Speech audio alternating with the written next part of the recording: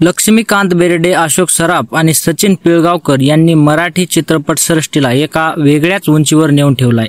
लक्ष्मीकांत बेर्डे हे आज आपल्या मराठी चित्रपट सृष्टीत नाहीत, कारण ते आपल्याला वयाच्या 50व्या वर्षी सोडून गेलेले आहेत। लक्ष्मीकांत बेर्डे यांचे चित्रपट आजही तितकेच लोक प्रेमाने पाहतात जितके ते लक्ष्मीकांत बेर्डे हयात असताना पाहत होते। लक्ष्मीकांत बेर्डे यांचे चित्रपट वडील आपल्या मुलांना दाखवतात की हे पहा असे होते लक्ष्मीकांत बेर्डे, आणि अशी त्यांची उत्तम डायलॉगची टायमिंग आणि उत्तम कलाकार म्हणून लक्ष्मीकांत बेर्डे यांची ओळख आहे, असं वडील आपल्या मुलाला सांगतात। आणि तरुण पिढीच्या मनावर लक्ष्मीकांत बेर्डे यांचं नाव रुजवण्याचं काम प्रत्येक घरी चालू आहे। लक्ष्मीकांत बेर्डे जर आज हयात असते तर लक्ष्मीकांत बेर्डे यांनी मराठी चित्रपट सृष्टीचा चेहरा मोहरा बदलून ठेवला असता। लक्ष्मीकांत बेर्डे, सचिन पिळगावकर आणि अशोक सराफ यांचे चित्रपट लोक सहकुटुंब आणि सहपरिवार मिळून मिसळून बघायचे, पण आजकालचे चित्रपट तुम्ही जर बॉयज 2, बॉयज 3, बॉयज 4 हा चित्रपट पाहिला असेल तर हा चित्रपट कितपत तुम्हाला वाटते की सहकुटुंब आणि सहपरिवार यांनी बसून पाहायला हवा? आणि दुसरी गोष्ट, आजकालच्या मराठी चित्रपटातील कोणता असा चित्रपट आहे